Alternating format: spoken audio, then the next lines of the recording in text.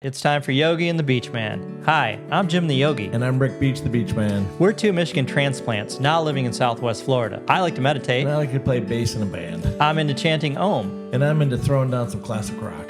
But together, we're on a mission to promote people that are helping other people. We want to make the world a better place. One conversation at a time. So sit back. Turn up the volume. And get ready to laugh. Because we like to have fun while we spread the love. Welcome back to this week's episode of Yogi and the Beach Man. I'm Jim the Yogi.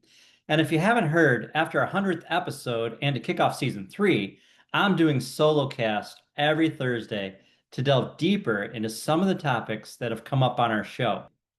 So I want to start by thanking everyone for all the positive feedback on my first solo cast and the encouragement that I've received to keep doing them. I appreciate it, I really do. So today we're delving deep into gratitude and how it can transform your life by finding joy in the little moments, no matter how chaotic things get. I'm going to share with you how I practice gratitude, why you should incorporate this practice of gratitude into your life, including scientific studies on gratitude and some various ways to practice gratitude. We'll end today's solo cast with a guided gratitude practice. I have to admit, I'm not perfect. My wife will like hearing me say that. But it's true. There's times when I get upset, and whether it's anger, resentment, anxiety, depression, stress, there's times when my mental state is off, and I'm sure you've been there too. So whether it's something that triggered me at work, my home life, a bad driver, horrible service at a restaurant, a bad day on the pickleball courts, sometimes I allow events to take me out of my joy and into a negative state. Sometimes these negative states of mind, they can linger and they can affect other parts of my life and relationships. I'm sure you've found that too. Fortunately, this doesn't happen to me very often, but when it does, I use gratitude to turn my mindset around, to get out of the mental funk. And I could turn it around almost instantly, thank God. You know, at times I'll just close my eyes. I'll remind myself of all the things that I have to be grateful for. My wife, my kids, my grandkids, my in-laws, my health, my job, living in Florida, my dog, and on and on. This puts things into perspective for me, and my mindset changes, and I'm joyful again almost instantly. It's like the negativity just washes away. Gratitude, it's not just about saying thanks. It literally rewires your brain for happiness and resilience. So last week we talked about meditation, and just like with meditation, gratitude can train your mind to help you find calm and clarity. Whether your mind's stewing on something or running wild, gratitude can return it to equanimity. Well, just like meditation, really. But it is different than meditation. So here's a little science to back this up from the Journal of Personality and Social Psychology. It was in a study in 2003 by Emmons and McCullough. And participants who wrote about things that they were grateful for weekly for 10 weeks reported a 25% increase in happiness and better life satisfaction compared to those focusing on neutral or negative thoughts. So this study shows gratitude it's like a happiness gym. With regular workout, you'll get stronger at seeing the good stuff in life and strengthening your joy. Imagine feeling 25% happier in life, just jotting down what you appreciate. I mean, that's pretty powerful, right? We all want to be happier. We all want happiness. I mean, who doesn't? There was another study in the Clinical Psychology Review in 2010, and it found that keeping a gratitude journal and other gratitude practices lowers symptoms of depression and anxiety with a 10 to 20% reduction in stress markers in regular practitioners. Again, pretty powerful. You know, when you're lowering your anxiety or depression by 10 to 20%, that's pretty good. So in our fast-paced world with phones buzzing all the time, the news screaming at us, gratitude, it's like a mental shield. It doesn't erase stress, but it helps you handle it better. I'm going to tell you about one more study. I really like the study, and the practice also emphasized, I think it was, don't quote me on this, but Diane Jean Aldrich's podcast that she did with us, where she talked about how important it is to thank other people for simple things in life. So the studies from 2010 in personal relationships, that was what the journal was called, it found that thanking your partner or a friend can increase relationship satisfaction by 15% and strengthen social bonds even during short interactions. Saying thanks to your buddy for grabbing a cup of coffee, for your partner for doing the dishes, these aren't just polite things. It's building stronger connections with the relationships you have. Try it today. See how many opportunities that you can find to say thank you. It's kind of fun. So we're going to move on to talk about some of the ways that you can practice, other ways that you can practice gratitude. And know again that it's just like meditation. There's no perfect way to practice gratitude. Start small and it'll grow. Remember, gratitude, it isn't about forcing positivity. It's about noticing what's already good. So I'm going to give you 5 beginner-friendly ways to practice gratitude, no matter how busy you are in your life. Number one, gratitude journaling.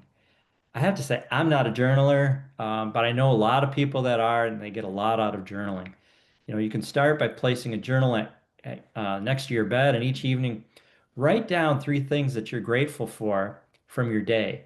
This could be a compliment you received from somebody. Maybe you're grateful for a great meal you had, or maybe you met a new dog. I mean, I don't know. Whatever it is you're grateful for, just jot it down. It only takes a couple minutes. And it doesn't have to be complicated or lengthy. We're looking to build the habit of noticing positives and to be thankful for them. And again, this practice is backed by the Yemen study that I mentioned earlier, which boosts happiness by 25%. I mean, 2 minutes a night to be 25% happier, that's pretty dang good. So next, number 2 is gratitude meditation. So spending 3 to 5 minutes focusing on something or someone you're thankful for and visualizing it vividly. So maybe you're playing back in your mind a random act of kindness that you received.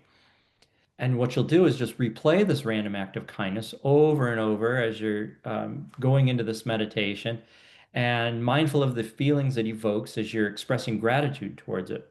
So this is both combining mindfulness, meditation, and gratitude. So you're kind of doubling down on your benefits.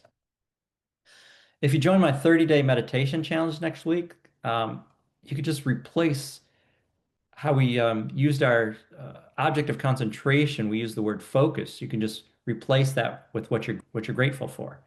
And keep in mind when you're meditating how important it is to have a comfortable seat. All right, number 3, gratitude letters or text. I like this one. So write a short note or text to someone thanking them for something specific. Thanks for listening to my ideas today, whatever it is, you know. Going back to the study I mentioned earlier, this strengthens relationships, builds bonds. It's a really good practice. We're texting all the time, right? This, that, blah, blah, blah. It's good. Just say thank you. A thank you text can go a long way. I even like to thank my pickleball partners after a day out on the courts when I get home later. Thanks for playing with me today. I really had fun. It doesn't have to be complicated. It can be quick and easy. Number 4, gratitude pause in daily moments. So what does that mean? So maybe you're out for a walk or you're eating, just take a moment. Maybe you're driving, just whatever you're doing, just take little pauses, little moments in your day to be grateful for something. Maybe it's the taste of the food that you're eating, or feeling the breeze on your face when you're out for a walk. Maybe you're driving and you're just happy to be alive. I mean, just be grateful. Just take those little pauses throughout your day. It's going to train your brain to find joy in the present and which amplifies the mindfulness benefits.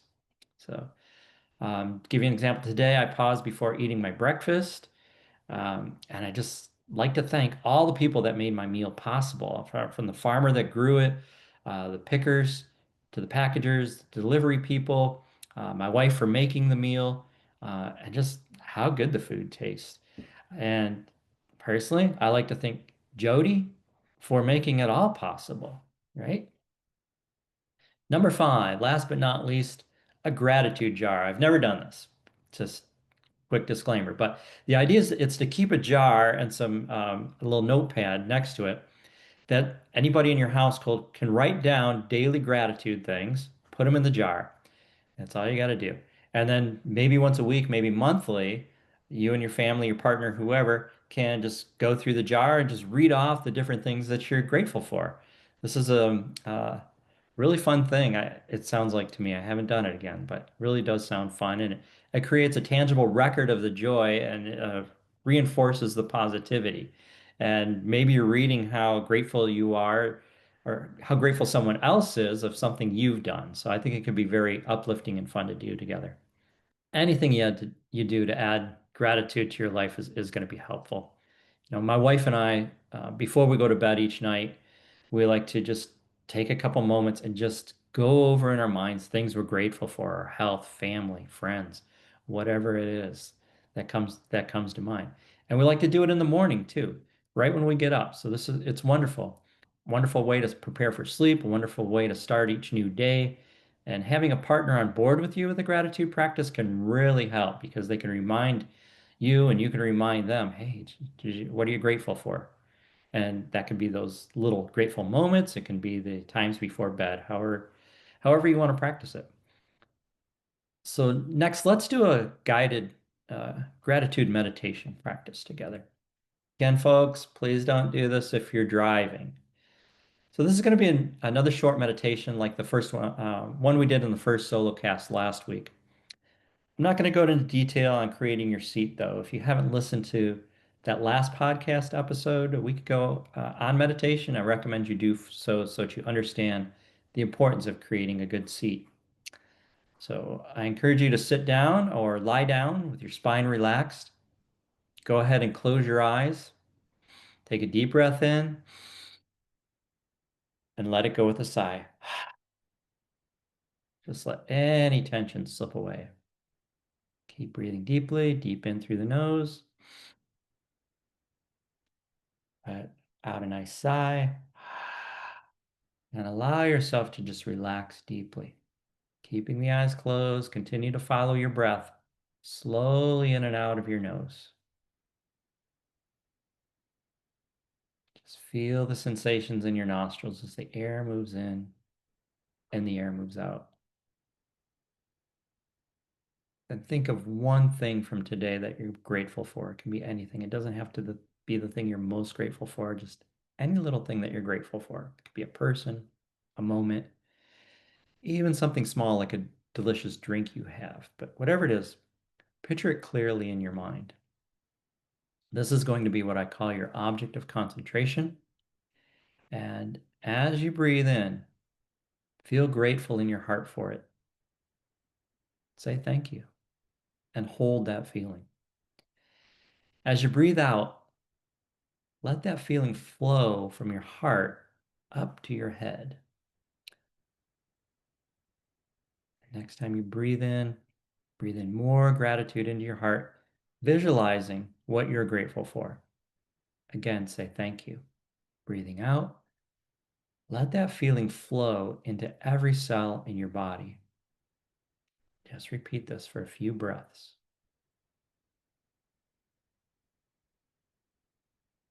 Breathing that gratitude into your heart.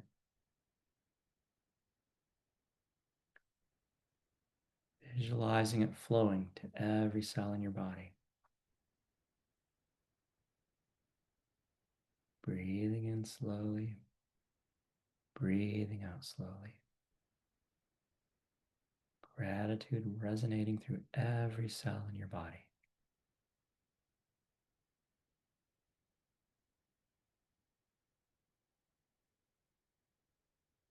Focusing on what you're grateful for. Breathing in even more gratitude into your heart. And the out breath, sending it to every cell in your body.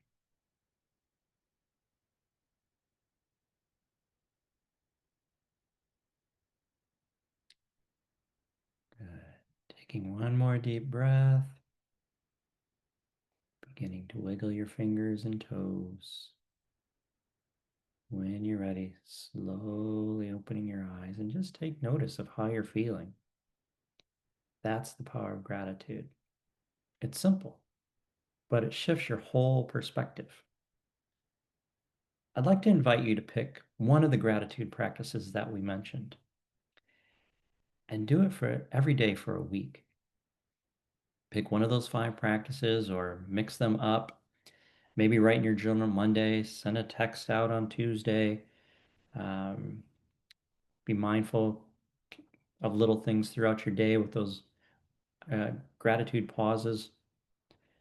Whatever you do to be grateful, but try to do it every day for a week. The point is to increase your gratitude for a week and see if it works for you. Maybe you'll find you want to do this every single day going forward. Because gratitude, I don't know if it's going to work for you, but I really feel it helps raise my vibrational energy through the week, through each day. And in closing, gratitude isn't about ignoring life's challenges. It's about finding light through the clouds, the positive in the mundane. It shifts your focus to what's still good, even when life's throwing curveballs at you. So on Yogi and the Beach Man, we're all about finding peace, love, and joy, and your health. Whether it's on the beach or in the busy life, you can do it. Thanks for joining me on this solo cast. Keep finding ways to be thankful, and I'll see you next Thursday. Peace. So if you just listen to this podcast and you appreciate the content and the work that we're doing, we would love your support. Look in the comment section of this episode. Subscribe, rate us, comment. This gets our podcast in front of other listeners. And if you noticed, we don't have advertisers. For the cost of a cup of coffee, you can help keep it this way. Become a supporter right now. We'd appreciate it. I'm Jim the Yogi. I'm Rick the Beach Man. Peace. Fun.